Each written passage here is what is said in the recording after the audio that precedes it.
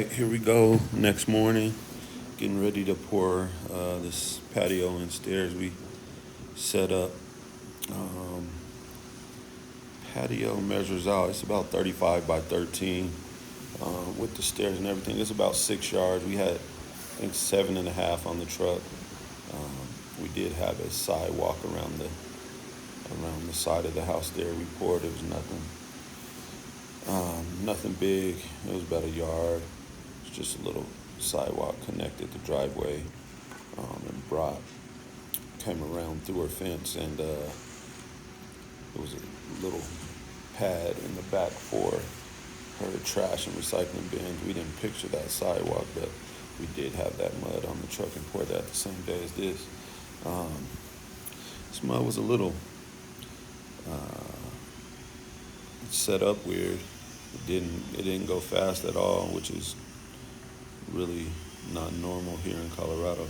Usually our mud goes fast, but today everything was moving slow. Um, Concrete probably had a good amount of fly ash in it, with concrete being real hard to get now. I know the amount of fly ash that they're putting in it is going up a little bit, and my company did tell me a while back that they were going to start putting a little more fly ash and everything. Could definitely feel it in this, like I said, because it didn't take off at all. It's probably about, at this point, it's probably about 50, 55 degrees outside, but it does heat up to 60, 65, close to 70 this day. But we started pouring this right here at 10 o'clock, and we didn't leave until about 3, which, like I said, usually that concrete was setting like it usually does out here. Probably would have took us 3.5 hours to get this down and finished. All three of us here are concrete finishers. It's myself, Mac there in the orange. That's a buddy of mine that's been working with me for 15, 20 years. And then also my cousin Mike. He's been 15, 20-year guy too. We're all three finishers, so it wasn't a problem for us to handle this at all.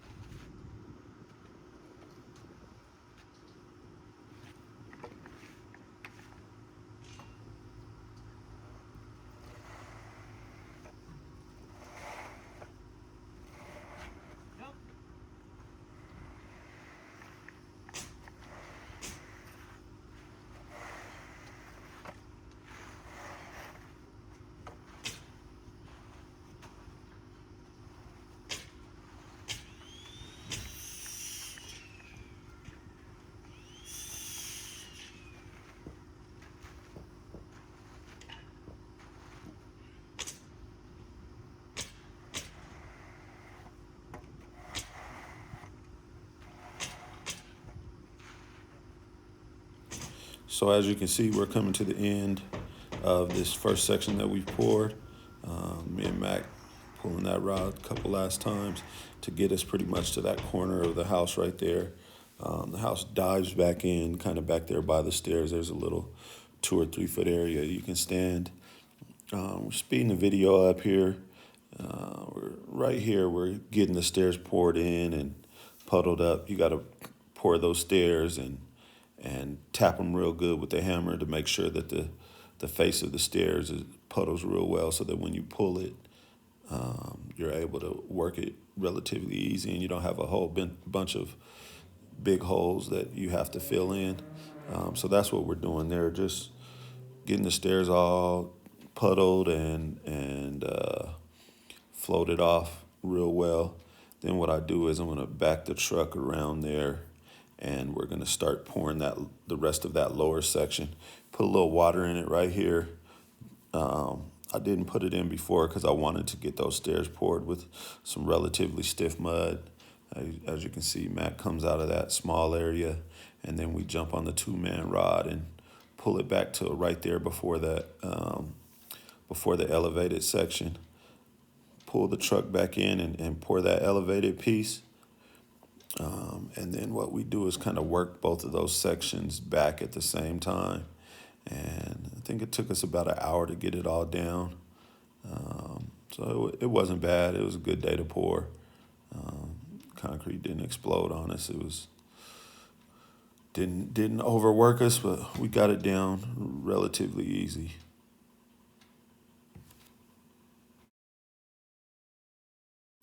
Okay, here we go. We got the mud all down. Now we're going to start edging and cutting joints.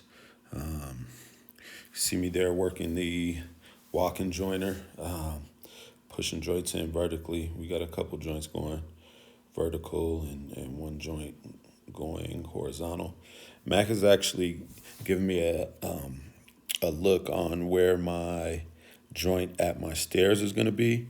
What I do with a lot of set of stairs, a lot of times what I do is I'll cut a joint right around the base of the stair and isolate the stairs in its own little joint box. And the reason is for that is stairs like to crack a lot of times because you have a lot of weight in those stairs, and then they come down on a 4 or 5 inch slab, and a lot of times they'll have a tendency to crack there. So what we do is isolate them, and just cut a joint basically right at the base, the face of the bottom stair, and then it's kind of sitting there in its own little joint capsule, so that if it does crack, hopefully it just jumps right down into the joint that we made.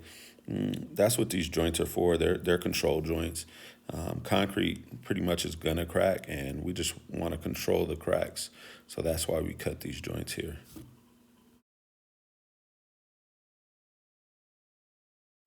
So as you can see, we are all out on the slab, starting to finish the first part that we poured a little drier than the rest. It's ready to go, so we're all just sliding across whatever's ready.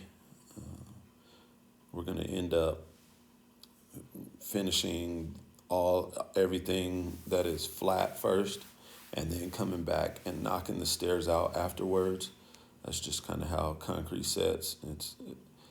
Concrete's real funny. You got to kind of watch it. It doesn't do the same thing every time because you'll have a different mix. So you just got to kind of go with the flow.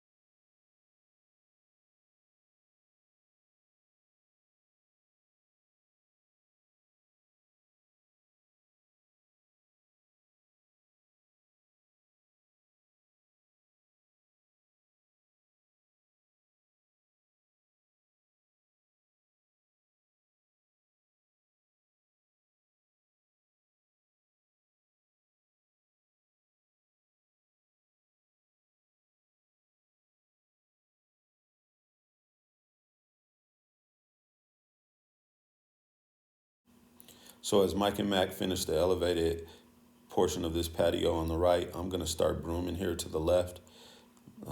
This first part that we've already finished is ready to broom. Then we get into the stairs. I just took a couple pictures of the stairs. I actually filmed it, but it's a long process. So as you can see, we're just stripping and taking stakes out and starting to float up. But it's a pretty long process. This took us a lot longer than just finishing the slab. But it all turned out nice. Coming up here, we got a couple pictures of the finished product. As you can see, there's that joint right there in front of the stair, and that's to isolate the slab. We got one going on that elevated part as well. And then we just jog our horizontal joint back into that, and it came out pretty good. The customer really liked it. Got a couple other pictures the next day. This is after we stripped forms and backfilled everything and put their erosion control back. You can see there's some spots where it's starting to get real light, and that's just because the concrete is going to cure out. It's the curing process. It'll all eventually cure to the same color as those first two stairs there. It takes a couple weeks, but it's always darker the first couple days, and as it cures and the moisture comes out, the concrete all lightens up. Hey, I want to thank you for watching the video. Like and subscribe if you like my content. I will be putting up more videos in the coming weeks. Thank you.